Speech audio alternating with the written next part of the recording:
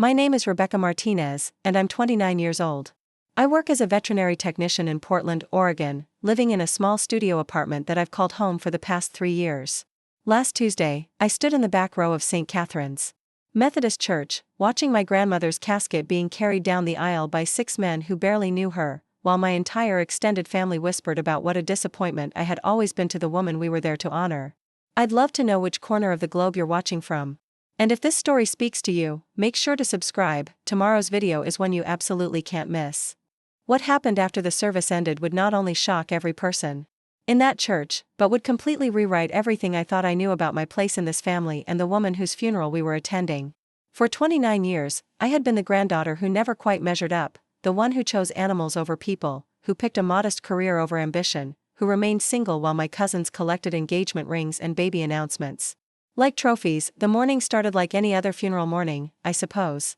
I woke up in my apartment to the sound of rain pattering against my single window, a sound that seemed fitting for the day ahead.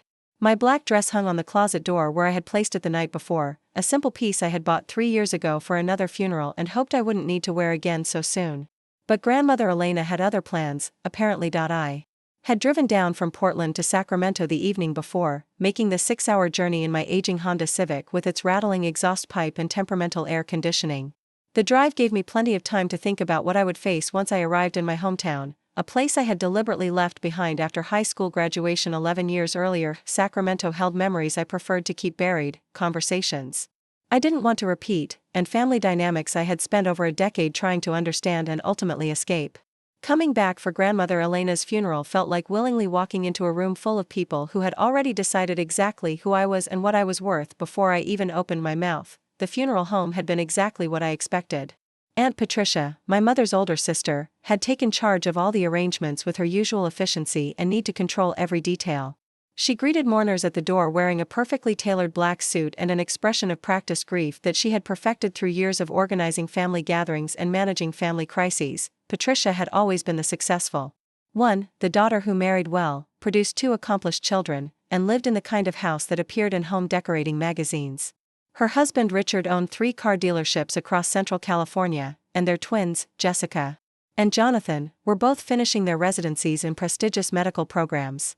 They were the golden family, the ones grandmother Elena always spoke about with pride and admiration. Standing next to Patricia was my mother, Diana, looking uncomfortable in her borrowed black dress and clutching a tissue she had been carrying since I arrived. Mother had never been as polished as her sister, never as confident or successful. She worked as a bookkeeper for a small accounting firm and had been divorced from my father since I was 12 years old.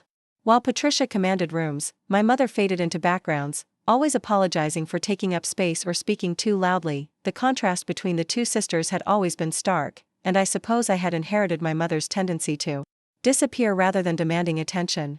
This had never served me well in a family that seemed to value noise over substance, achievement over character, and appearance over authenticity. My cousin Jessica approached me near the guest book, her medical school confidence radiating from every gesture. She wore her black dress like armor, perfectly fitted and professionally appropriate. Her engagement ring caught the light from the funeral home's crystal chandelier, a diamond so large it seemed almost vulgar in the somber setting. "Rebecca, I wasn't sure you'd make it," she said, her voice carrying that particular tone that managed to sound both welcoming and dismissive at the same time. "I know you're so busy with your little animal clinic job up in Portland." The word "little" hung in the air between us like a physical thing. Jessica had a gift for making everything I did sound diminished, unimportant, like a hobby I would eventually outgrow once I decided to pursue something more serious.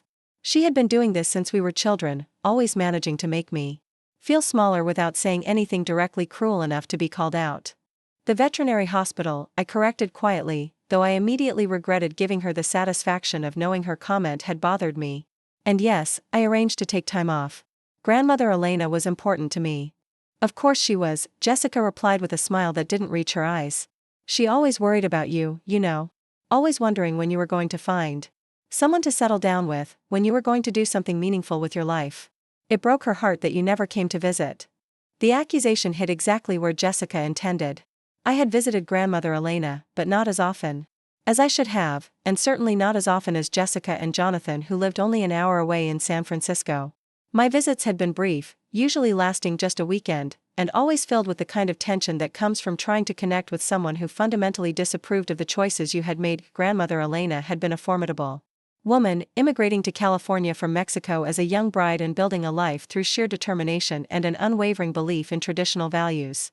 She believed in marriage, children, and careers that commanded respect. Veterinary technology, in her mind, was something young women did while waiting for real life to begin, not a permanent choice made by someone approaching 30. During my last visit 6 months ago, Grandmother Elena had spent most of the weekend asking pointed questions about my love life and expressing concern about my future.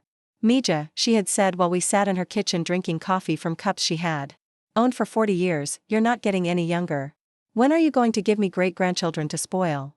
The question had stung because it reduced my entire existence to my reproductive potential and relationship status.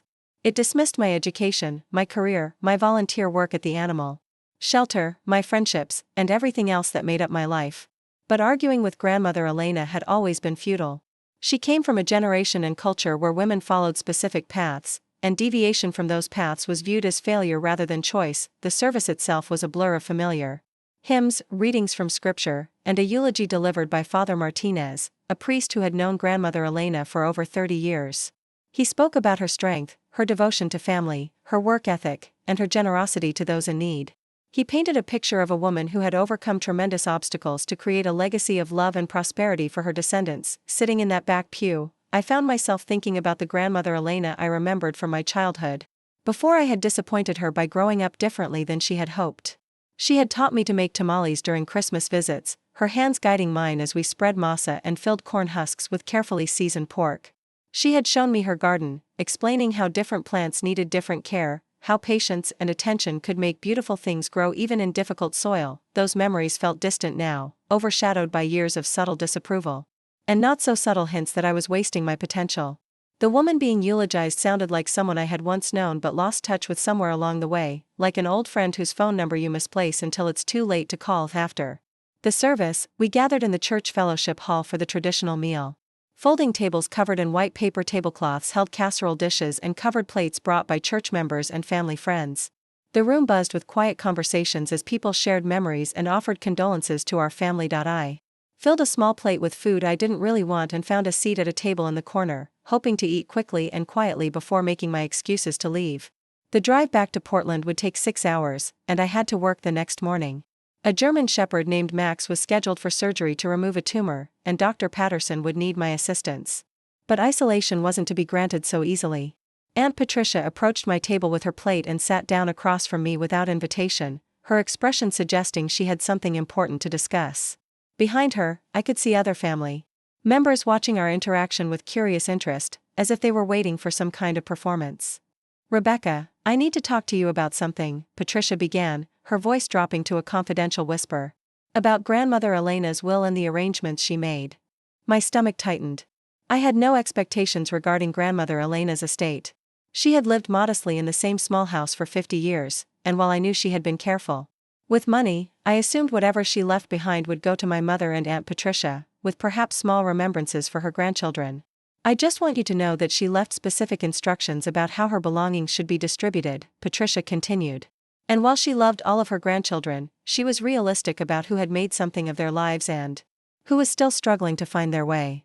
The words felt like a slap. Patricia was preparing me for disappointment, softening what she assumed would be a blow to discover that Grandmother Elena had recognized my failures by excluding me from any meaningful inheritance. She was trying to be kind, in her way, but her kindness felt more condescending than outright cruelty would have. "I understand," I replied, though I'm not sure I understood anything except that this conversation was designed to make me feel smaller than I already felt. "I didn't expect anything." "It's not that she didn't love you," Patricia added, reaching across the table to pat my hand in a gesture that felt more performative than genuine. "She just worried about you so much. She used to call me crying after your visits, wondering what she had done wrong, wondering why you couldn't find happiness like Jessica and Jonathan." The revelation that my grandmother had cried about me hit harder than I expected. I had known she disapproved of my choices, but I hadn't realized the depth of her distress or that she blamed herself for my supposed failures. Suddenly, staying for the will reading felt like volunteering for public humiliation. "When is the reading?" I asked, though part of me wanted to stand up, walk out of that fellowship hall, and drive straight back to Portland without looking back. Tomorrow morning at 10, Patricia replied. At Edward Hawkins' law office downtown. He's been the family attorney for 20 years. Very professional, very discreet. He'll handle everything with dignity.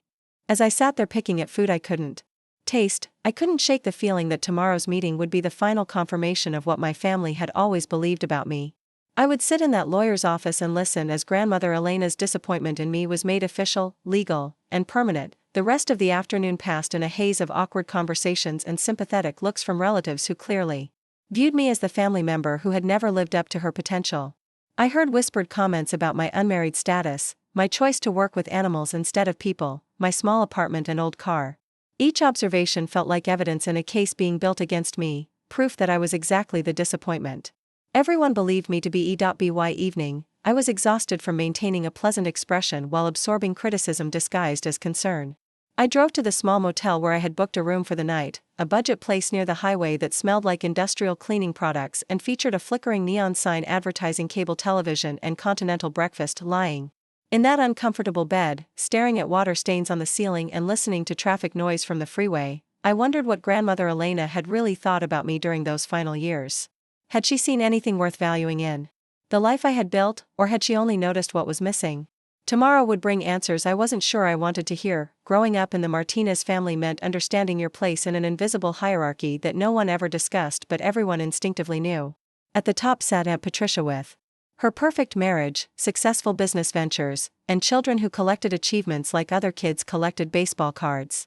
Below her, my mother Diana occupied a middle ground of quiet respectability, working steadily and causing no trouble, but never quite shining bright enough to earn the kind of praise that Patricia commanded. And then there was me, occupying the bottom rung of this unspoken ladder, the granddaughter who asked too many questions, preferred books to social events, and showed more enthusiasm for injured animals than family gatherings. The patterns started early.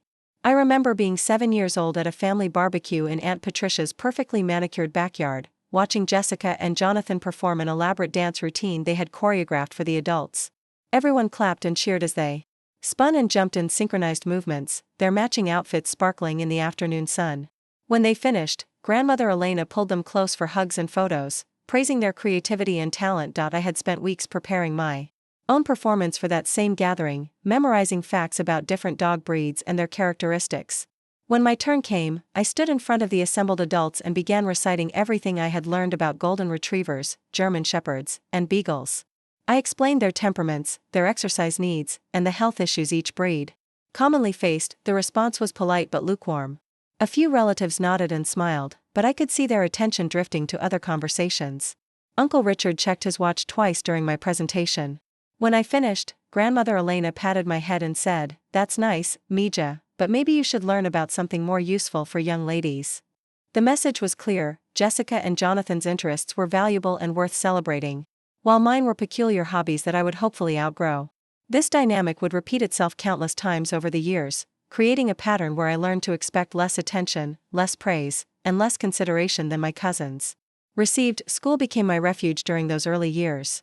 While Jessica and Jonathan attended expensive private academies where they excelled at sports and student government, I thrived in Sacramento's public school system. My teachers appreciated my curiosity and encouraged my love of learning. Mrs.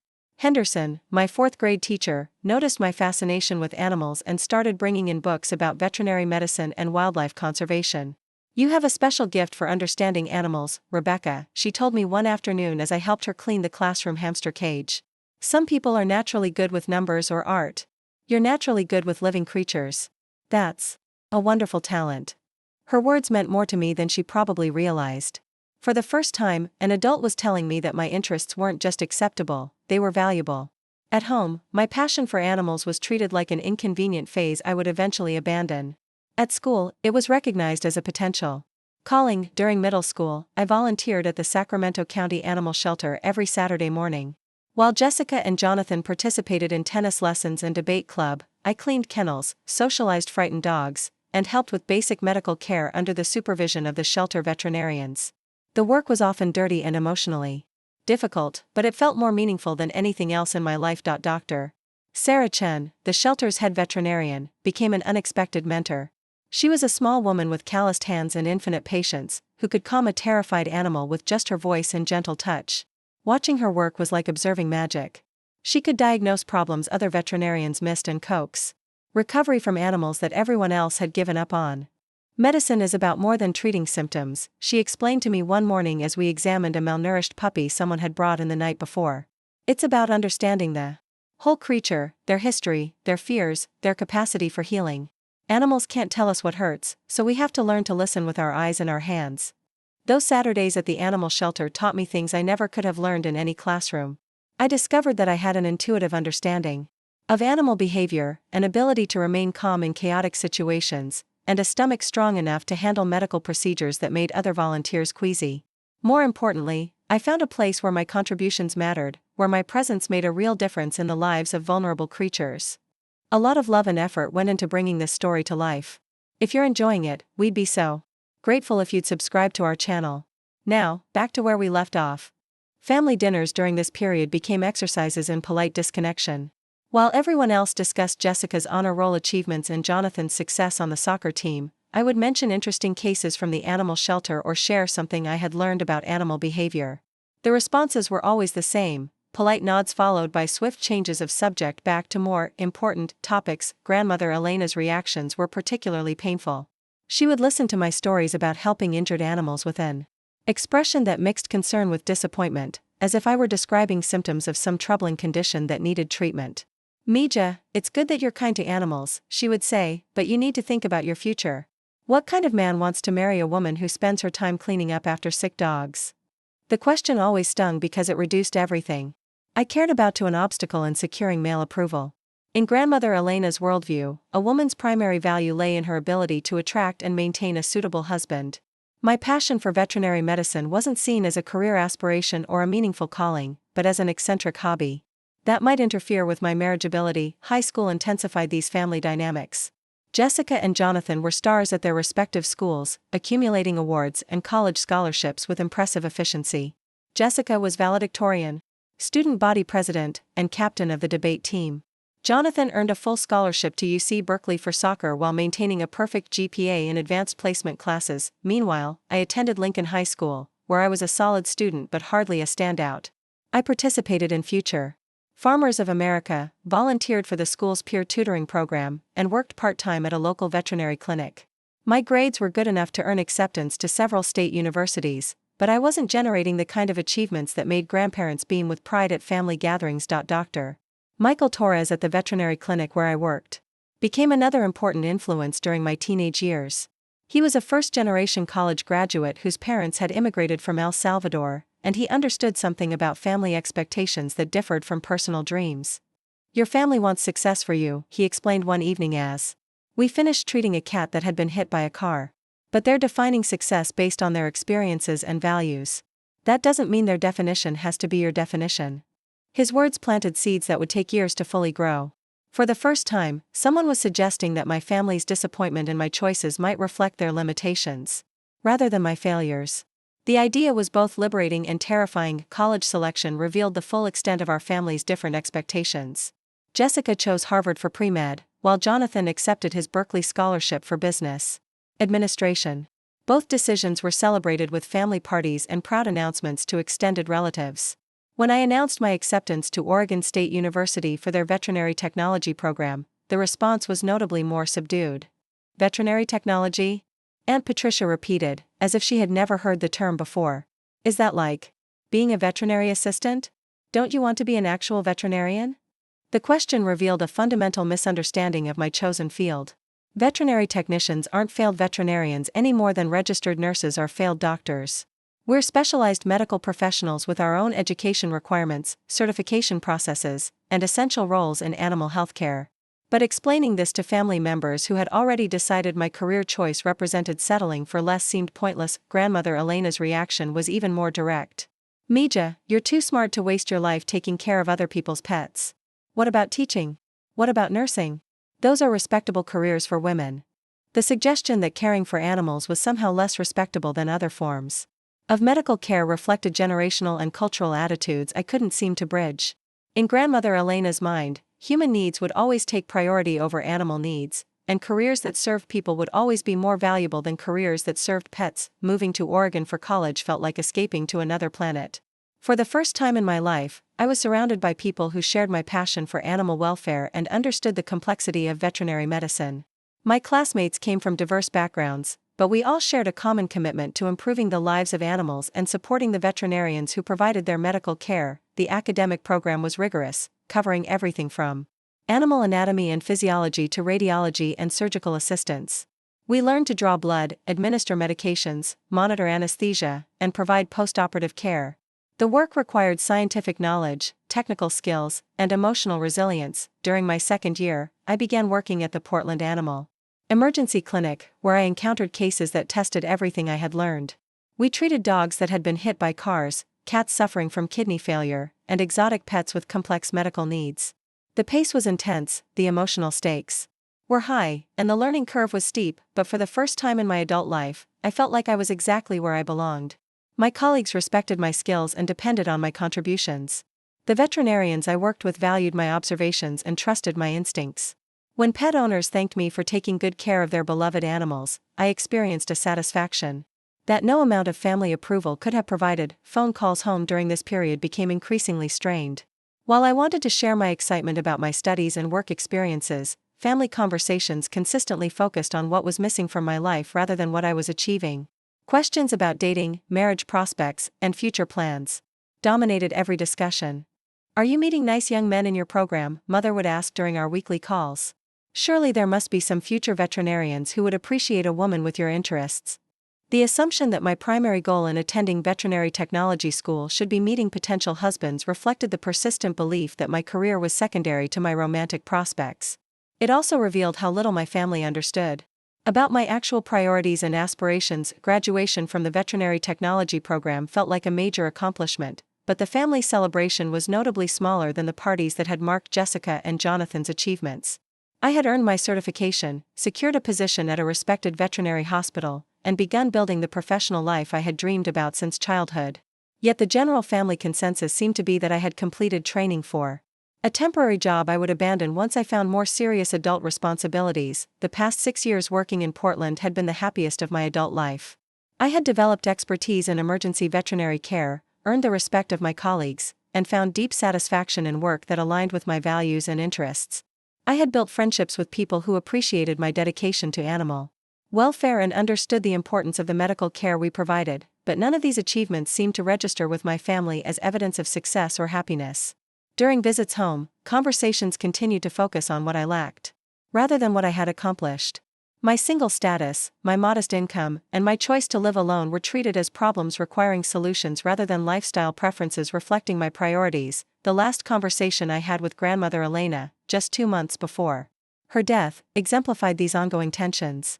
She had called to tell me about Jessica's engagement to a fellow medical resident and Jonathan's promotion at his consulting firm. Both cousins were achieving the kinds of milestones that fit neatly into traditional measures of adult success. "And what about you, Mija?" she had asked after updating me on everyone else's news. "Are you still playing with those animals in Portland? When are you going to do something serious with your life?" The word "playing" had cut particularly deep. After years of intensive education and professional experience, my career was still being characterized as recreational rather than meaningful work. The conversation ended with grandmother Elena expressing hope that I would eventually find my way to a more appropriate path, leaving me feeling like a permanent disappointment who would never measure up to family expectations. Now, sitting in that motel room the night before the will reading, I realized that tomorrow would likely be the final judgment on my life choices. Whatever grandmother Elena had decided about my inheritance would reflect her ultimate assessment of the granddaughter who had consistently chosen her own path over family approval. The first sign that something had shifted in grandmother Elena's health came through a phone call from Aunt Patricia on a rainy Thursday evening in March. I was at home after a particularly challenging day at the veterinary hospital, where we had lost a young German shepherd to complications from a routine surgery. The loss had hit me harder than usual, and I was nursing a cup of tea while trying to decompress from the emotional weight of explaining to a devastated family why their healthy 2-year-old dog wouldn't be coming home. "Rebecca, we need to discuss grandmother Elena's situation," Patricia said without preamble, her voice carrying that businesslike tone she used when managing family crises. "She's been having some health issues, and we think it's time she had more supervision." The conversation that followed revealed a complex web of concerns that had been developing for months without my knowledge. Grandmother Elena had been forgetting to take her medications, leaving the stove on, and becoming confused about dates and appointments. She had fallen twice in her kitchen, though she had managed to avoid serious injury. Most alarming, she had gotten lost driving to the grocery store she had been visiting for 30 years, requiring a neighbor to bring her home. Why didn't anyone tell me sooner? I asked, feeling a mixture of hurt and concern that my grandmother's declining health had been kept secret from me. We didn't want to worry you, Patricia replied, though her tone suggested the real reason was that my input hadn't been considered necessary. You're so busy with your work up there, and there wasn't really anything you could do from Portland. Anyway. The exclusion stung, but it was consistent with my family's long-standing pattern of making important decisions without consulting me. My geographical distance had become a convenient excuse for leaving me out of discussions about grandmother Elena's care, even though I was probably the family member with the most relevant medical knowledge. Over the following weeks, I began calling grandmother Elena more frequently, trying to gauge her condition for myself. The conversations were often confused and repetitive, with her asking me the same questions multiple times or forgetting details we had discussed just minutes earlier. She would tell me elaborate stories about visitors who had never come to see her and express worry about appointments that didn't exist. During one particularly concerning call, she asked me when I was planning to visit, then seemed confused when I reminded her that I lived in Portland. Portland, she repeated, as if hearing the name for the first time. Why would you live so far away from your family? The question haunted me because it seemed to carry the weight of years of disapproval, but also because it suggested she genuinely couldn't remember why I had left Sacramento or what I was doing with my life. All the careful explanations I had given over the years about my career and my reasons for moving to Oregon seemed to have evaporated from her memory. In May, the family decided that grandmother Elena could no longer live safely alone. Patricia orchestrated the transition to assisted living with her characteristic efficiency, researching facilities, touring apartments, and managing the logistics of the move. I offered to help, but was told that everything was under control and my presence wasn't necessary. We know you care, my mother explained during one of our phone calls, but Patricia has this handled, and you shouldn't have to take time off work for something we can manage. The message, whether intended or not, was that my contribution wasn't needed or valued. While Patricia's involvement was essential and appreciated, mine was optional and potentially inconvenient. I found myself wondering if I was being deliberately excluded or if my family genuinely believed I had nothing meaningful to offer. I drove down to Sacramento for one weekend in June to see grandmother Elena in her new assisted living facility. The Sunset Manor was a pleasant enough place, with manicured gardens and cheerful common areas, but seeing her in that institutional setting was heartbreaking. She seemed smaller somehow, diminished by the unfamiliar surroundings and the regimented schedule of meals and activities. We sat in her small apartment, surrounded by furniture and photographs from her house, trying to make conversation while she drifted in and out of lucidity. Sometimes she recognized me clearly and asked detailed questions about my work with animals. Other times she seemed confused about who I was or why I was visiting. Are you one of Patricia's girls? She asked. At one point, studying my face with genuine puzzlement. When I reminded her that I was Diana's daughter, she nodded politely but without recognition, as if I were a stranger claiming a connection she couldn't verify. The most difficult moment came when she began talking about her grandchildren's achievements, praising Jessica's upcoming medical career and Jonathan's success in business. She spoke about them with pride and clarity, remembering details about their accomplishments that she had discussed many times before. When she finished, she looked at me expectantly, as if waiting for me to explain who I was and what I had accomplished. I work with animals, abuela, I said gently, using the Spanish term of endearment she preferred. I'm a veterinary technician in Portland. I help take care of sick and injured pets. She nodded politely, but I could see in her eyes that the information meant nothing to her. Whatever memories she had of my career, my education, or my life had been erased by the progression of her disease. I was sitting across from a woman who had helped raise me, but to her, I was essentially a stranger making pleasant conversation. During the drive back to Portland that Sunday evening, I found myself crying for reasons I couldn't entirely articulate. I was grieving the grandmother I remembered from my childhood, the woman who had taught me to cook traditional Mexican dishes and told me stories about her youth. But I was also mourning the relationship we had never quite managed to build, the understanding we had never reached about my choices and my life. Throughout the summer, grandmother Elena's condition continued to deteriorate. Patricia provided regular updates during family conference calls, reporting on medication adjustments, behavioral changes, and the gradual loss of cognitive function that characterizes dementia. These conversations always included Jessica and Jonathan, who would share updates about their visits and observations about their grandmother's state. My own contributions to these calls were minimal, partly because I had less frequent contact with grandmother Elena, but also because my observations seemed less valued than those of my cousins. When I mentioned noticing changes in her appetite or sleep patterns during our phone conversations, Patricia would note the information but rarely follow up with questions or requests for clarification. In August, Jessica announced her engagement to David Chen, a cardiothoracic surgery resident at UCSF. The news prompted a flurry of excited family phone calls and began immediate planning for both an engagement party and a future wedding. Even in her confused state, grandmother Elena seemed to understand the significance of the announcement and expressed joy about Jessica's happiness. The engagement party was held at Patricia's house on a warm Saturday afternoon in September. I made the drive down from Portland, bringing a carefully chosen gift and hoping to spend some quality time with grandmother Elena, who was being brought from the assisted living facility for the celebration. The party was elegant and well organized. Exactly what I had expected from Patricia's event planning skills. Jessica glowed with happiness as she showed off her engagement ring and introduced her fiancé to extended family members. David was charming and accomplished, exactly the kind of man everyone expected Jessica to marry. Grandmother Elena seemed to enjoy the party, though she required constant supervision and frequent reminders about what was being celebrated. She would ask the same questions repeatedly and sometimes seemed confused about who David was or why everyone was celebrating. But during her lucid moments, she beamed with pride about Jessica's engagement and expressed excitement about the upcoming wedding. I spent most of the party helping in the kitchen and making small talk with relatives I rarely saw. When conversations turned to my life in Portland, the responses were polite but brief, before quickly shifting back to more interesting topics.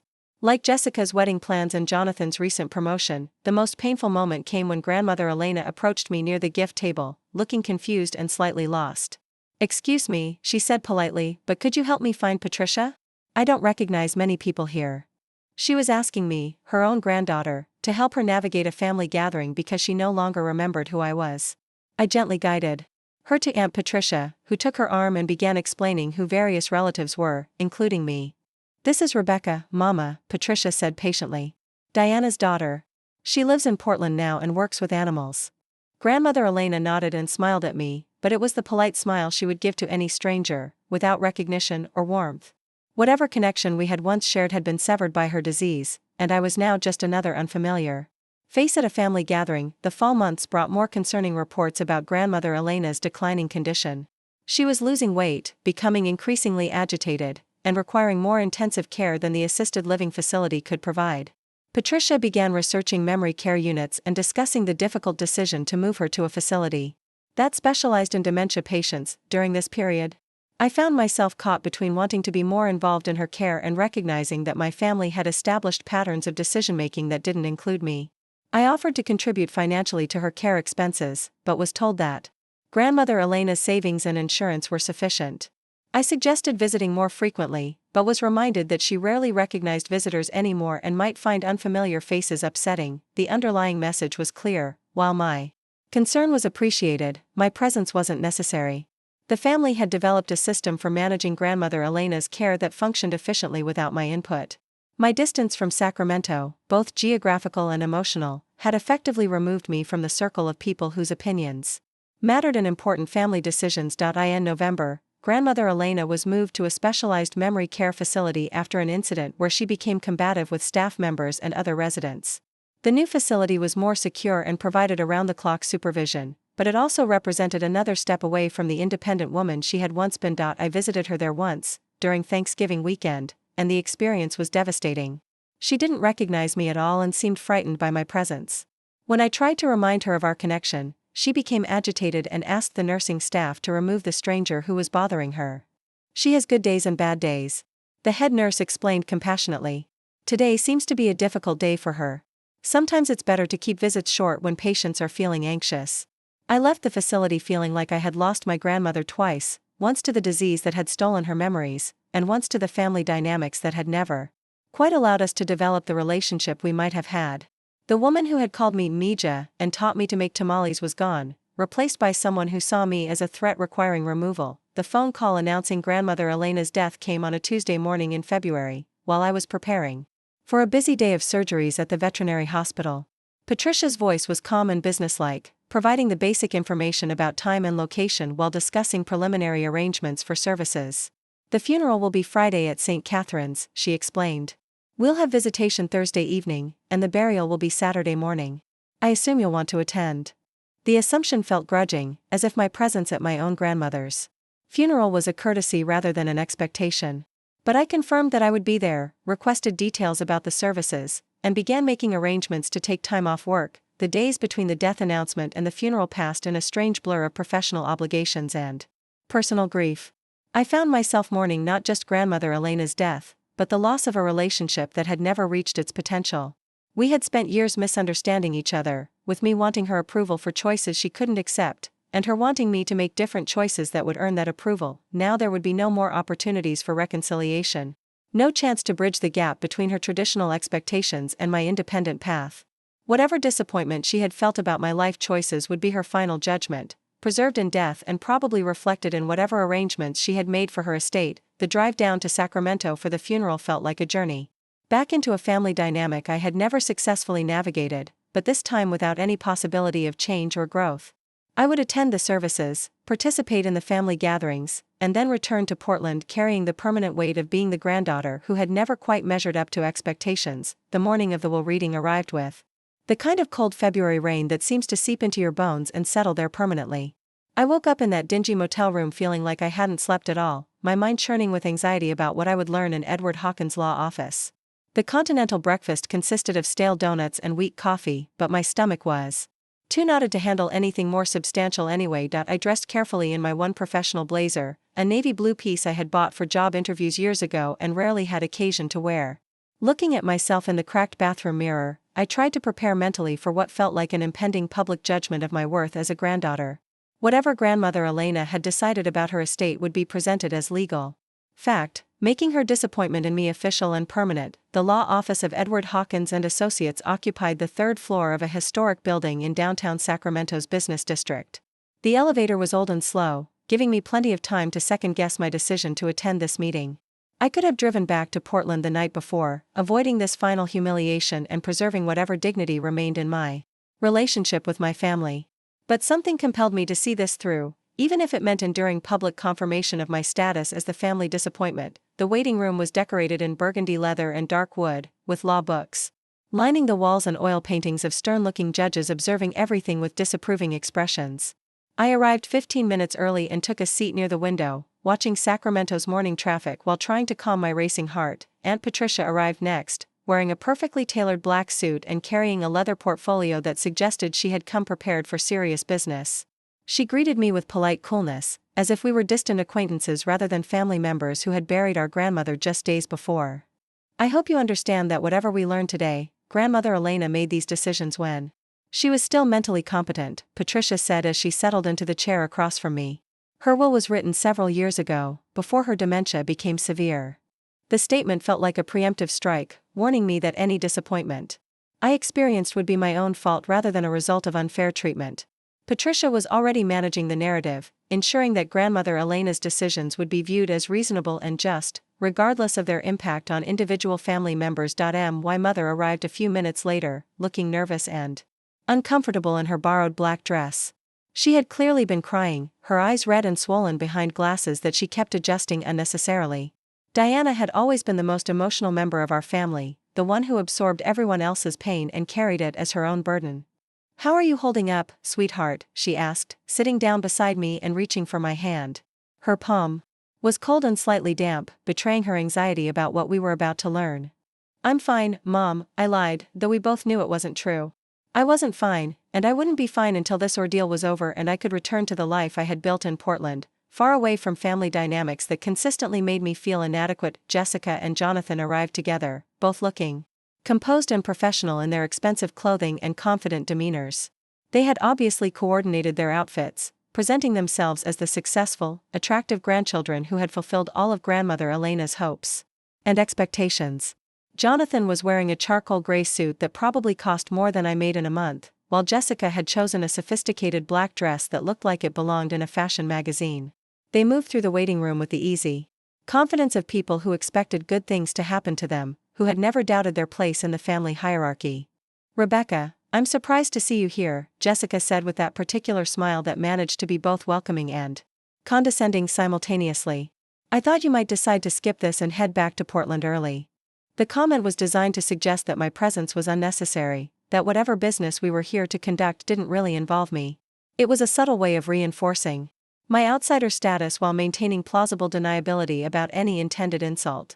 Grandmother Elena was my grandmother too, I replied quietly, though I immediately regretted engaging with Jessica's provocations.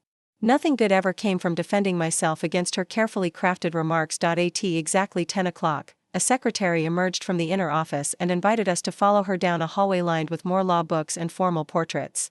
Edward Hawkins' private office was spacious and intimidating, with floor-to-ceiling windows that looked out over Sacramento's downtown skyline. The lawyer himself was exactly what I had expected, a distinguished man in his 60s with silver hair and wire-rimmed glasses, wearing a suit that probably cost more than my monthly rent. "Please, take seats wherever you're comfortable," he said, gesturing toward a collection of leather chairs arranged in a semicircle facing his massive desk. "I know this is a difficult time for your family, and I want to handle Elena's final wishes with the dignity and respect she deserves." I chose a chair at the far end of the semicircle, positioning myself where I could see everyone's reactions without being the center of attention. Patricia sat in the middle, flanked by Jessica and Jonathan, while my mother took the chair closest to mine. The seating arrangement unconsciously reflected our family dynamics, with Patricia and her children occupying positions of prominence while Diana and I relegated ourselves to the periphery. Edward Hawkins opened a thick folder and withdrew several documents, arranging them carefully on his desk before beginning his presentation. Elena Martinez was a remarkable woman who thought carefully about her legacy and the impact of her final decisions. She came to me 3 years ago to update her will, and she was very specific about her intentions and reasoning. The lawyer's voice was measured and professional, but I detected an undercurrent of something else, perhaps anticipation or even excitement about what he was preparing to reveal. He seemed to be enjoying the drama of the moment, drawing out the suspense before delivering information that would clearly surprise at least some of us. "Before I read the specific bequests," he continued, "I want to share something Elena asked me to communicate to her family. She spent considerable time during our meetings talking about her grandchildren and her hopes for their futures. She was particularly concerned about ensuring that her legacy reflected her true feelings about each of you, rather than assumptions you might have made about her opinions." My stomach clenched at these words. It sounded like Grandmother Elena had indeed made judgments about our respective worth, and those judgments would now be made public through the distribution of her estate. I braced myself for the humiliation of receiving some token bequest while Patricia's children inherited everything of real value. Elena was quite explicit about wanting to correct what she saw as misconceptions within the family about her feelings toward her grandchildren, the lawyer continued, his eyes scanning our faces as if gauging our reactions to his words. "She felt that some of you had been unfairly overlooked, while others had received praise that wasn't entirely warranted." The statement sent a ripple of tension through the room. Jessica shifted uncomfortably in her chair, while Jonathan frowned as if trying to interpret what the lawyer was implying. Patricia maintained her composed expression, but I noticed her hands tightening slightly on her portfolio. Edward Hawkins picked up the first document and cleared his throat before beginning to read. "I, Elena Maria Martinez, being of sound mind and body, do hereby declare this to be my last will and testament, revoking all previous wills and codicils." The formal language seemed to fill the room with weight and finality. Whatever Grandmother Elena had decided about our family would now become legal reality, carved in stone and impossible to change or negotiate. "To my daughter Patricia and her husband Richard, I leave my sincere gratitude for their assistance during my final years, along with my collection of family photographs and my grandmother's silver tea service. I hope these items will help them remember the importance of family bonds built on genuine affection rather than mere obligation." The bequest was modest and pointed, clearly designed to send a message rather than provide significant financial benefit. Patricia's face remained carefully neutral, but I could see confusion and perhaps the beginning of concern in her eyes. "To my grandchildren Jessica and Jonathan, I leave my appreciation for their academic achievements and professional success, along with my hopes that they will learn to value character as much as they value accomplishment.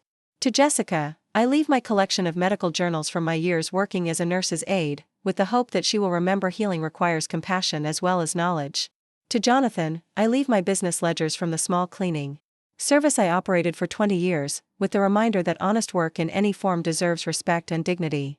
These bequests were even more pointed than Patricia's, clearly carrying messages about Grandmother Elena's true feelings toward her successful grandchildren. Jessica's face had gone pale, while Jonathan looked genuinely shocked. They were receiving Items of sentimental rather than monetary value, along with what amounted to gentle criticism of their attitudes and priorities. The lawyer paused, looking directly at me before continuing. To my granddaughter Rebecca Martinez, who has never asked for recognition but has always deserved it, I leave the remainder of my estate, including my house, my savings, and my investment accounts, totaling approximately $847,000. The words hit me like a physical blow. I felt the air leave my lungs and had to grip the arms of my chair to keep from falling forward. Around the room, I heard sharp intakes of breath and what sounded like Jessica making a small choking sound. Furthermore, the lawyer continued, his voice growing stronger as he read Grandmother Elena's most important message. I want Rebecca to know that she has never been the disappointment this family made her believe she was. She has been the one grandchild who chose a path of service over personal gain, who remained true to her values despite pressure to conform, and who showed genuine compassion for creatures that could not speak for themselves. Tears were streaming down my face now, but I couldn't move to wipe them away. The grandmother I thought had disapproved of everything about my life had actually been watching more carefully than I ever imagined. Edward Hawkins wasn't finished. Elena specifically asked me to read this additional statement to her family. I have watched my granddaughter Rebecca sacrifice recognition and approval to follow her calling as a healer of animals. While others sought praise and attention, she sought ways to reduce suffering and provide care to those who needed it most. She has worked in a profession that requires both scientific knowledge and emotional strength, and she has excelled at both. I am proud of the woman she has become, and I regret that I did not tell her this while I was alive. The silence that followed was deafening. I could hear my own heartbeat and the sound of traffic on the street below, but no one in that room seemed to be breathing. Patricia was staring at the lawyer as if he had spoken in a foreign language, while Jessica and Jonathan looked like they had been physically slapped.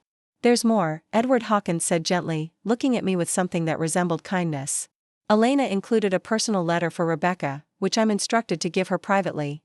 She also asked me to explain her reasoning for these decisions to ensure there were no misunderstandings about her intentions. He set the will aside and picked up another document, this one handwritten in Grandmother Elena's familiar script. Elena wrote this explanation during one of our final meetings, when her mind was still completely clear. She wanted her family to understand that her decisions reflected careful observation over many years, not impulsive judgments or favoritism. The lawyer began reading Grandmother Elena's own words, written in her careful cursive. I have spent my life believing that success meant marriage, children, and careers that impressed other people. I raised my daughters with these values, and I initially judged my grandchildren by these same standards. But age has given me wisdom I lacked when I was younger. Rebecca chose a profession that serves others without seeking glory or wealth. She remained single not because she couldn't find love, but because she refused to settle for relationships that didn't honor her worth. She moved away from Sacramento not because she rejected her family, but because she needed space to become the person she was meant to be. I realize now that I spent years trying to change Rebecca instead of celebrating the remarkable young woman she had already become. She has integrity I failed to recognize, strength I failed to appreciate, and compassion I failed to praise. If anyone in this family has been a disappointment, it has been me, for taking so long to see the truth about my granddaughter's character. The letter continued with specific observations about my career, my volunteer work, and my dedication to animal welfare. Grandmother Elena had apparently paid attention to details I thought she had dismissed or forgotten. She knew about the weekend shifts I worked at the animal shelter, the emergency surgeries I had assisted with, and the injured animals I had nursed back to health. Rebecca embodies the values I hope I taught all of my grandchildren: hard work, compassion, integrity, and service to others, the lawyer read. She has simply expressed these values in ways I was too narrow-minded to appreciate. I hope this inheritance will allow her to expand her work with animals and perhaps start the veterinary clinic she has always dreamed of opening. Even in death, Grandmother Elena had surprised me with how well she had known my dreams and aspirations. I had mentioned wanting to open my own practice only once, during a phone conversation months before her dementia became severe. But she had remembered and incorporated that dream into her final gift to me. Edward Hawkins folded the letter carefully and looked around the room at my stunned family members.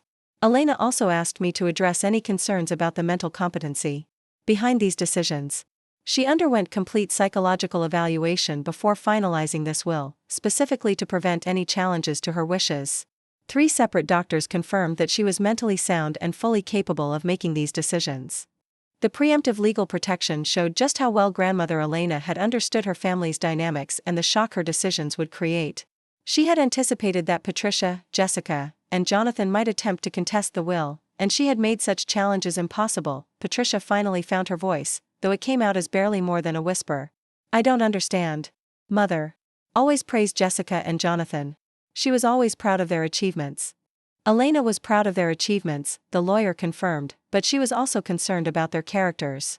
She felt they had been given so much praise for their accomplishments that they had lost sight of the values she hoped to instill. She wanted her final act as their grandmother to remind them that true success isn't measured only by wealth and status. And Rebecca? Jessica asked, her voice shaking with what sounded like anger and disbelief. She gets everything because she plays with animals? Edward Hawkins' expression hardened at Jessica's dismissive language. Elena specifically anticipated this kind of reaction, which is why she asked me to read one final statement. He pulled out another piece of paper and began reading in a firm, clear voice. If any member of my family refers to Rebecca's career as playing with animals or suggests that her work is less valuable than other professions, they will have proven that they learn nothing from my attempts to teach them respect and humility. Rebecca saves lives, reduces suffering, and provides comfort to creatures that depend entirely on human compassion. If that isn't meaningful work, then I failed completely as a grandmother and teacher. The rebuke was devastating in its accuracy and timing. Jessica had walked directly into grandmother Elena's trap, revealing exactly the kind of attitude that had influenced the inheritance decisions. Even from beyond the grave, my grandmother was still teaching lessons about character and values. The silence that followed Edward Hawkins' final reading stretched on for what felt like hours but was probably only seconds. I could hear the old building settling around us, the distant hum of traffic from the street below, and the sound of my own heartbeat thundering in my ears. Jessica sat frozen in her chair, her face cycling through expressions of shock, anger, and something that looked like genuine fear. Jonathan was the first to speak, his voice barely above a whisper. There has to be some mistake. Grandmother Elena she couldn't have meant for this to happen. His words revealed the depth of his disbelief. In Jonathan's mind, the natural order of the universe had been disrupted. He had spent his entire life as the golden grandson, the one whose achievements were celebrated and whose future was bright with promise. The idea that his grandmother had been silently critiquing his character while praising mine was incomprehensible to him. I assure you there is no mistake, Edward Hawkins replied firmly. Elena spent months crafting these decisions and even longer observing the behavior that informed them. She was absolutely certain about her intentions. Patricia finally found her voice, though it trembled with barely contained emotion. Mr. Hawkins, my mother was suffering from dementia in her final years. Surely that must be taken into consideration. This will doesn't reflect her true feelings about her family. The lawyer's expression remained professional but grew noticeably colder. Mrs. Richardson, as I mentioned earlier, Elena underwent extensive psychological evaluation specifically to prevent this kind of challenge. 3 independent physicians confirmed her mental competency when this will was written. More importantly, the observations and judgments reflected in this document span decades, not just her final years. I watched my aunt's face crumble as she realized that her mother's decisions weren't the result of confusion or manipulation, but of careful, deliberate assessment over many years. The mother she thought she knew, the woman who had praised her success and her children's achievements, had been quietly disapproving of their attitudes and values. But she always told us how proud she was, Jessica said, her voice rising with desperation. She bragged about my medical school acceptance, about Jonathan's job, about everything we accomplished. How can she say now that she was disappointed in our character? Edward Hawkins opened another folder and withdrew what appeared to be notes written in grandmother Elena's handwriting. Elena anticipated this confusion, so she asked me to explain the distinction she made between being proud of achievements and being concerned about character development. He adjusted his glasses and began reading from grandmother Elena's notes. I can be proud that Jessica earned acceptance to medical school while also being concerned that she seems to view her intelligence as proof of her superiority over others. I can celebrate Jonathan's professional success while worrying that he has never learned to value people whose work is less prestigious than his own. The lawyer looked up from the notes to address Jessica directly. Your grandmother was particularly troubled by what she saw as your tendency to diminish other people's contributions, Rebecca's especially. She documented several instances over the years where you made disparaging comments about Rebecca's career choices, her single status, and her decision to live in Portland. Jessica's face flushed red with what looked like shame mixed with anger. I never meant anything cruel by those comments. They were just observations about different life choices. Elena saw them differently, the lawyer replied. She viewed them as evidence of an attitude that valued status over service, appearance over authenticity. She was particularly disturbed by a conversation at last year's Christmas gathering where you referred to Rebecca's work as a phase she would eventually outgrow. I remembered that conversation vividly. Jessica had been discussing her medical residency when someone asked about my work at the veterinary hospital. Jessica had smiled and said something about how it was sweet that I was still playing veterinarian. But surely I would want to do something more serious eventually. The comment had stung at the time, but I hadn't realized that grandmother Elena was listening or that she had interpreted it as revealing something significant about Jessica's character. Jonathan shifted uncomfortably in his seat. What about me? What did she write about me? Edward Hawkins turned to another page in Elena's notes. She was concerned about what she saw as your dismissive attitude toward people in service professions. She mentioned observing you being rude to waitstaff, impatient with store clerks, and condescending toward your parents' friends who worked in blue-collar jobs. I'm not condescending, Jonathan protested, but his voice lacked conviction. I treat everyone with respect. Elena documented a specific incident last Thanksgiving where you made jokes about the intellectual capacity of people who choose manual labor over college education. She found this particularly offensive because she remembered her own years working as a cleaning woman to support her family after your grandfather died. The revelation hit Jonathan visibly. His grandmother had worked multiple jobs to provide for her family, including cleaning offices and houses, work that required physical stamina and dedication but didn't require formal education. By mocking manual laborers, he had unknowingly insulted his own grandmother's sacrifices. My mother had been sitting quietly throughout this exchange, tears streaming down her face. Now she spoke for the first time since entering the office. Mama never told me she was proud of Rebecca. She never said anything about being disappointed in Patricia's children. Why didn't she share these feelings with us? Edward Hawkins' expression softened as he looked at my mother. Elena felt trapped between her desire to maintain family harmony and her need to express her true observations about her grandchildren's development. She worried that voicing her concerns would create conflict and potentially damage relationships. She hoped that her final wishes would communicate messages she hadn't been able to share while living. So she waited until she was dead to tell us what she really thought. Patricia asked bitterly. She let us believe one thing for years while planning to humiliate us after her death? She didn't intend to humiliate anyone, the lawyer corrected firmly. She hoped her decisions would prompt reflection and perhaps positive change. Elena believed that Jessica and Jonathan had the capacity to develop greater empathy and humility, but needed a significant event to motivate that growth. I found my voice for the first time since learning about the inheritance. She could have talked to me too. She could have told me that she was proud instead of letting me believe I was a disappointment for so many years. Edward Hawkins nodded sympathetically. Elena regretted that deeply. She wrote extensively about her failure to communicate her true feelings to you. She realized too late that her cultural expectations and generational differences had prevented her from recognizing and celebrating your achievements in ways you could understand. He handed me a sealed envelope with my name written in grandmother Elena's careful script. This is her personal letter to you. She asked that you read it privately, but she wanted me to tell you that she considered you the grandchild who most embodied the values she had tried to instill in all of her descendants. Taking the letter felt surreal. This small piece of paper contained words from a woman who had died believing I was the granddaughter who had made her proud, while I had lived for years thinking I was the one who had disappointed her most. The gap between perception and reality felt almost impossible to bridge. Jessica stood up abruptly, her chair scraping against the hardwood floor.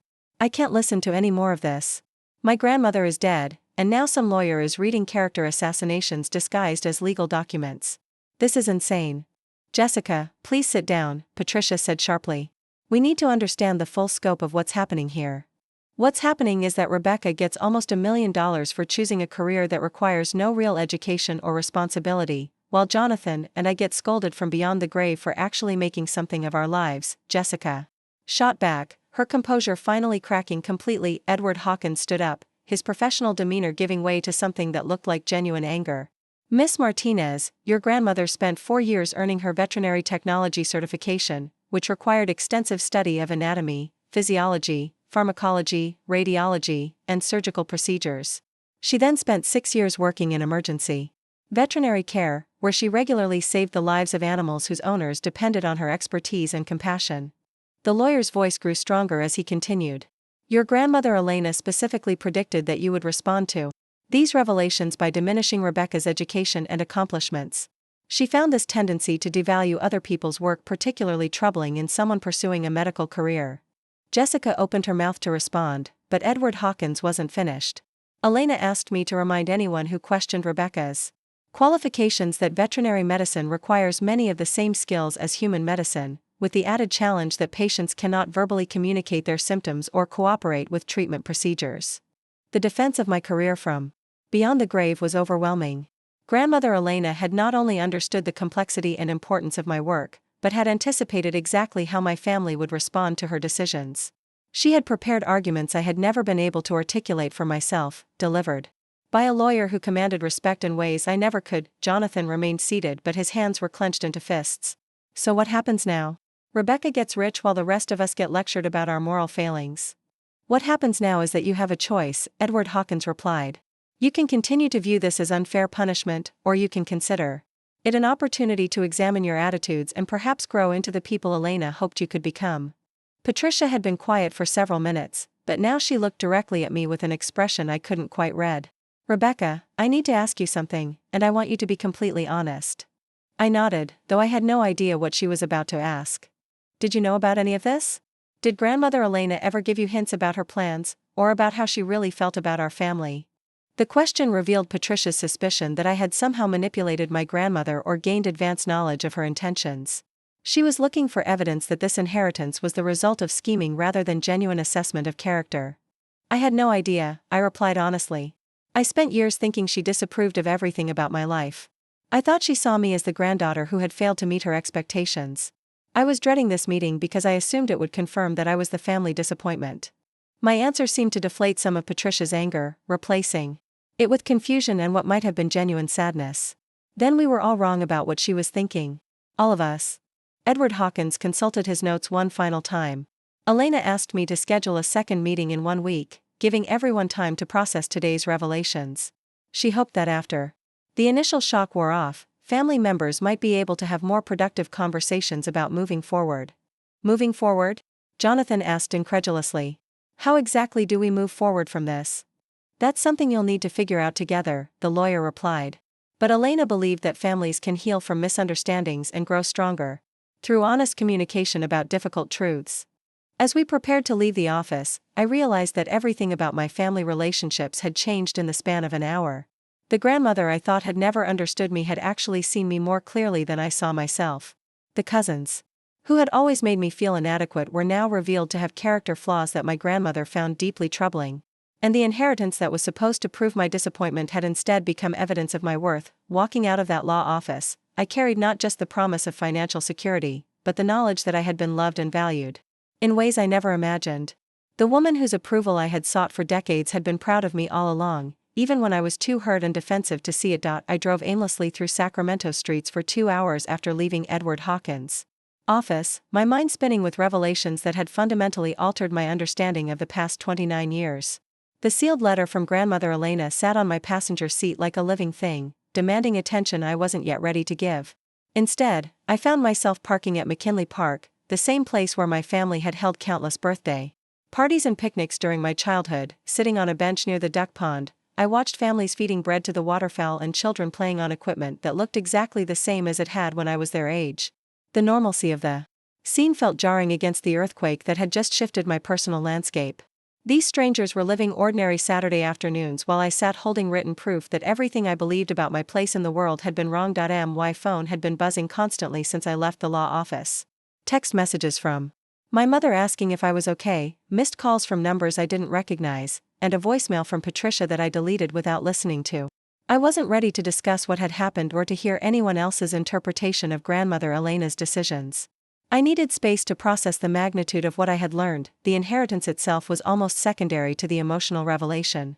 $847,000 would certainly change my financial situation, but it was the knowledge that Grandmother Elena had been proud of me that felt truly transformative.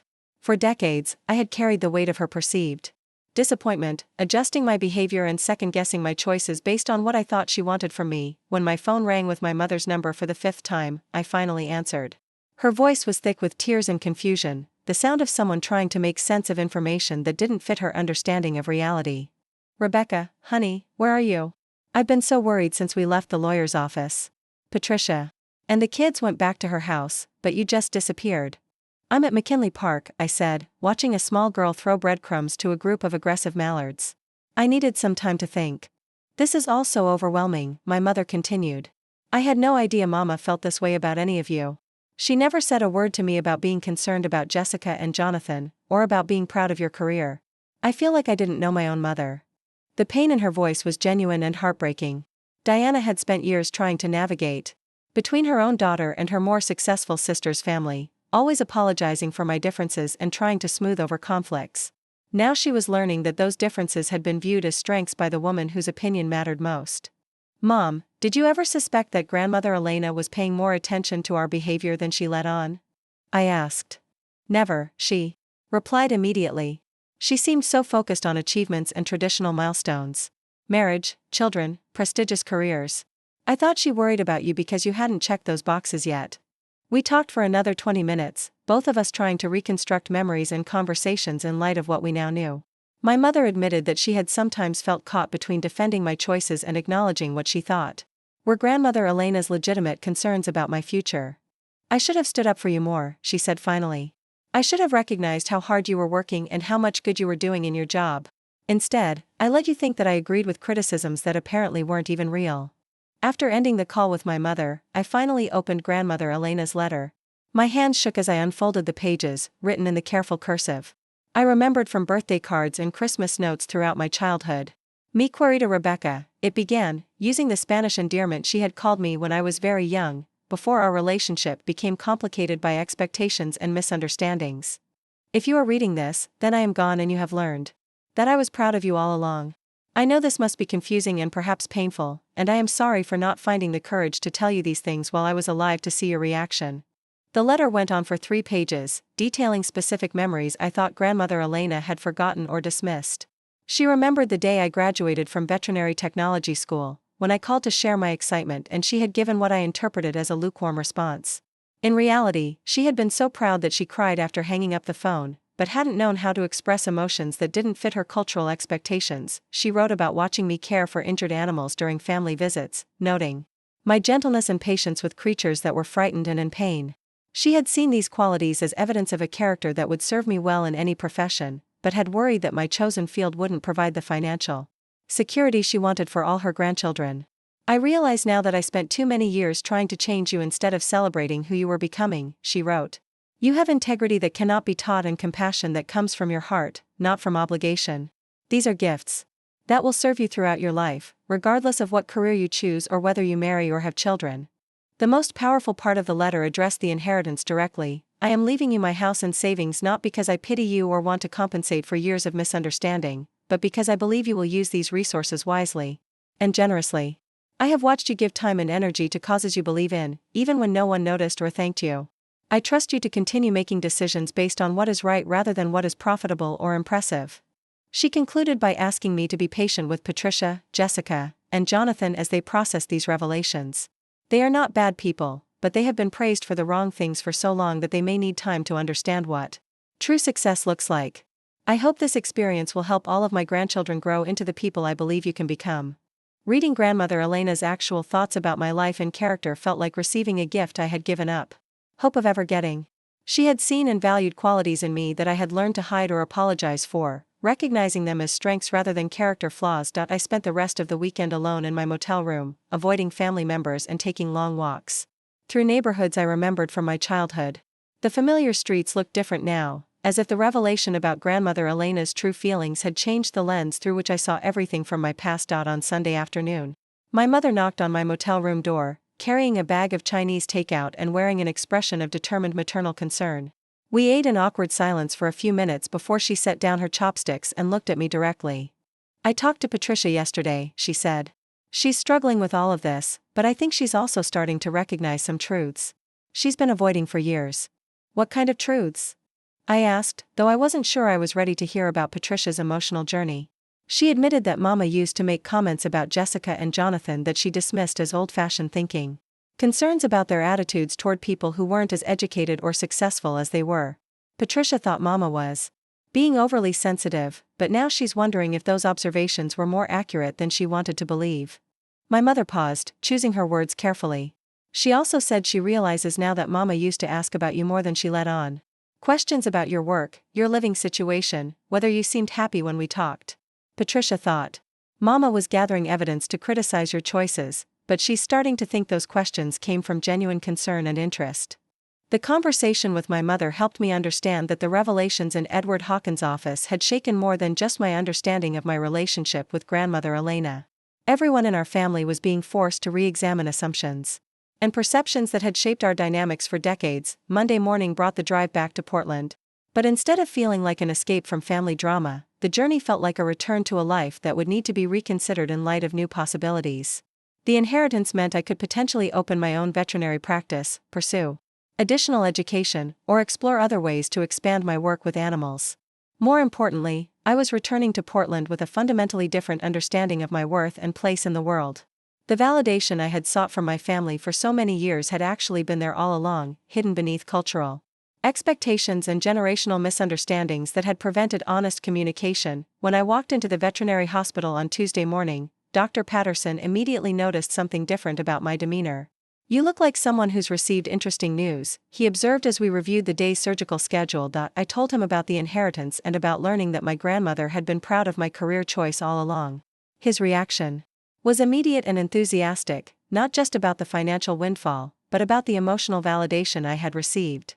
"Rebecca, this is incredible news on multiple levels," he said. "Obviously, the inheritance opens up new possibilities for your future, but more importantly, you've learned that someone whose opinion mattered to you recognized your value all along." We spent the morning discussing potential ways the inheritance could be used to expand animal care services in Portland.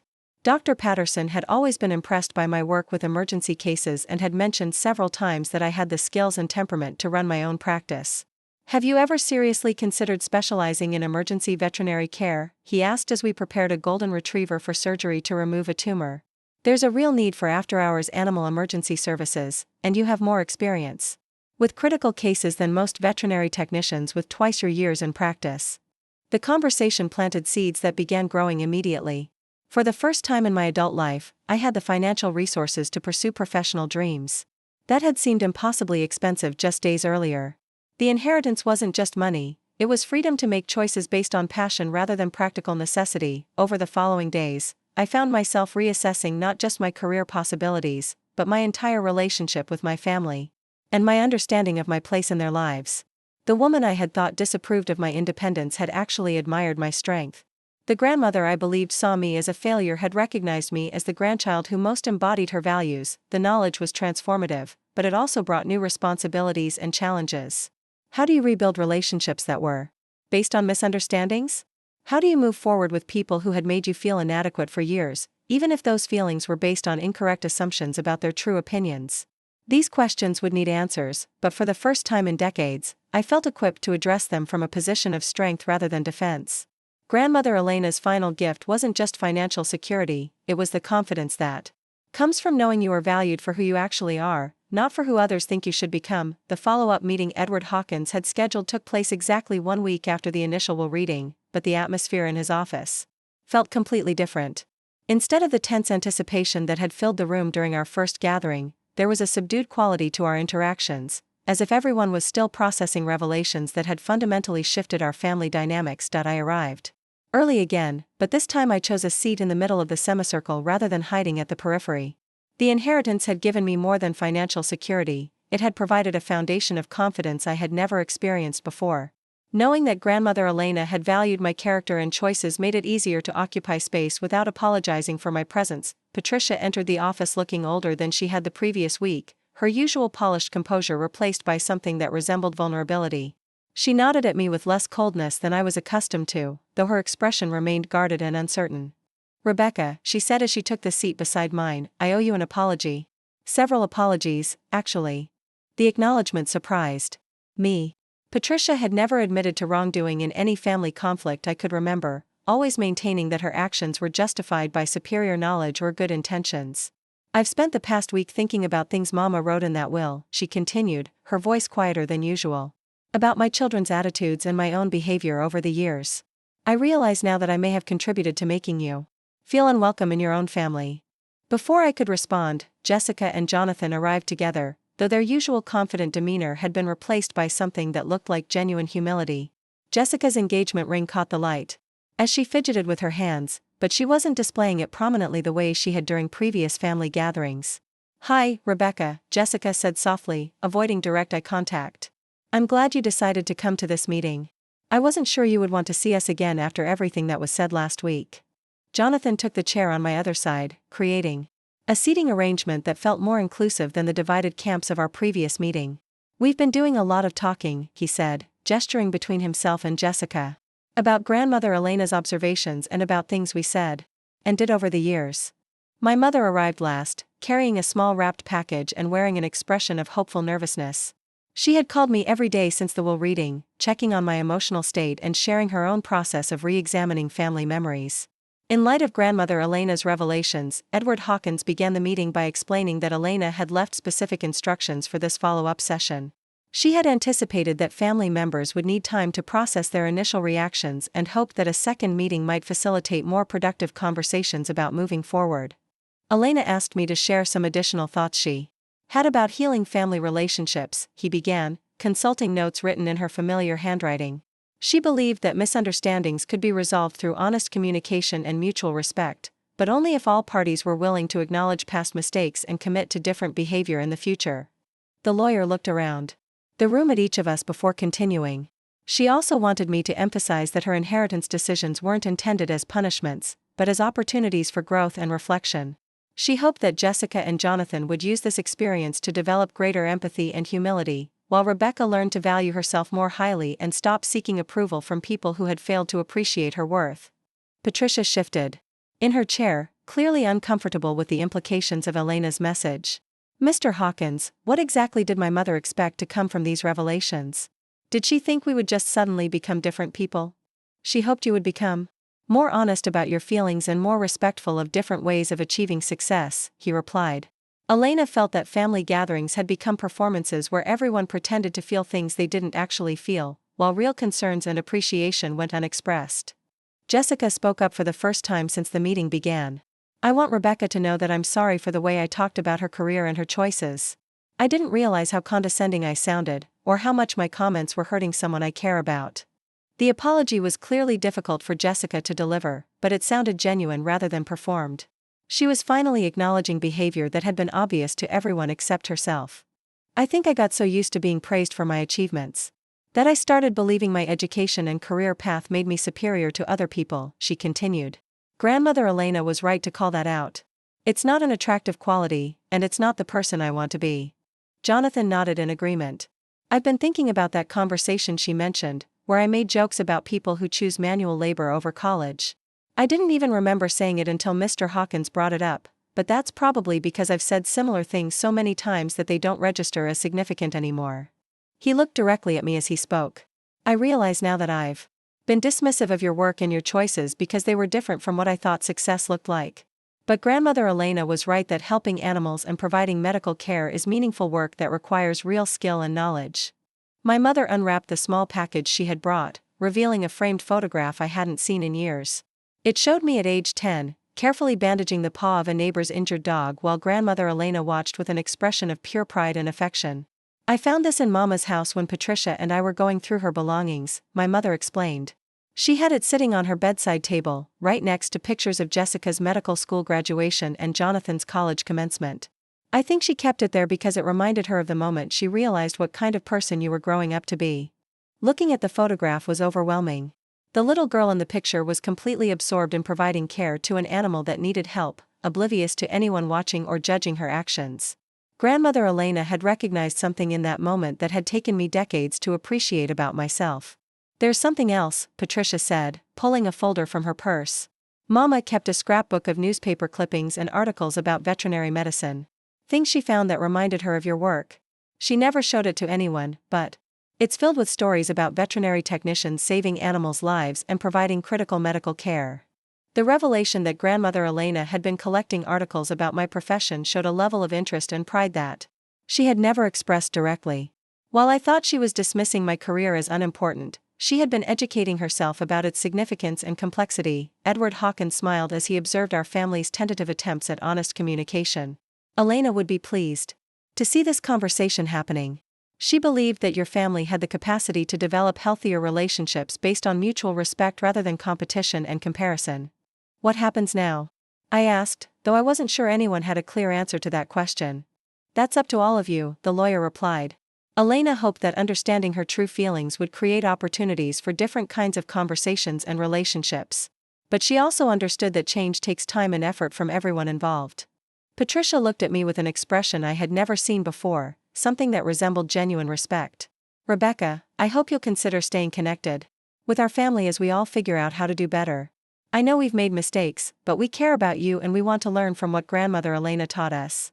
Over the months that followed that second meeting, my relationships with family members evolved slowly but meaningfully.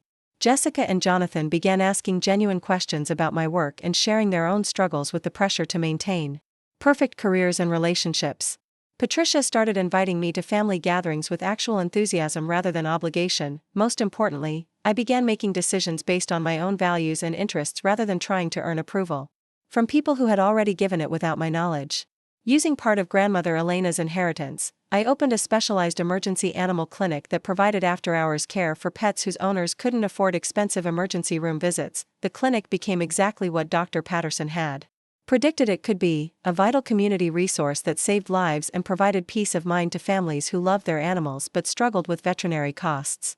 Every day brought cases that reminded me why I had chosen this profession and confirmed grandmother Elena's assessment that meaningful work comes from service rather than status. 6 months after opening the clinic, I received a card from Jessica, congratulating me on a newspaper article that featured my work with low-income pet owners. Inside the card, she had written, "Grandmother Elena would be so proud of what you've accomplished. I'm proud of you too, and I'm sorry it took me so long to see what she saw all along." The card represented a transformation in our relationship that would have seemed impossible before grandmother Elena's final revelations. Jessica had evolved from the cousin who made me feel inadequate into someone who could genuinely celebrate my achievements and acknowledge her own past blindness. Today, nearly 2 years after that life-changing funeral, I understand that being called the family disappointment was actually a form of protection. It freed me from the pressure to conform to expectations that didn't align with my values or interests, allowing me to develop into the person grandmother Elena had recognized I could become. The inheritance gave me financial freedom, but the knowledge that I had been loved and valued all along gave me something much more precious: the confidence to stop seeking approval from others and to trust my own judgment about what makes a life meaningful and successful. Sometimes the people who love us most show that love in ways we don't immediately recognize or understand. Grandmother Elena's final gift wasn't just money or property. It was the truth about how she had always seen me, and the validation I had been seeking for decades without realizing it was already there. Being the black sheep of the family turned out to be the greatest blessing of my life, even when it felt like the heaviest burden. It taught me independence, resilience, and the courage to choose authenticity over acceptance. Most importantly, it led me to a life of service that brings me satisfaction no amount of external approval could ever provide. The disappointment I thought I was became the daughter and granddaughter my family needed most, even when none of us understood that truth. Sometimes love looks like criticism, pride resembles concern, and the greatest gifts come disguised as losses that force us to discover our own strength. Looking for more? We've got 2 amazing stories ready for you right on screen. If this one touched you, these are absolutely worth your time. Click to watch them now. And hey, subscribe and hit that bell to never miss our latest uploads.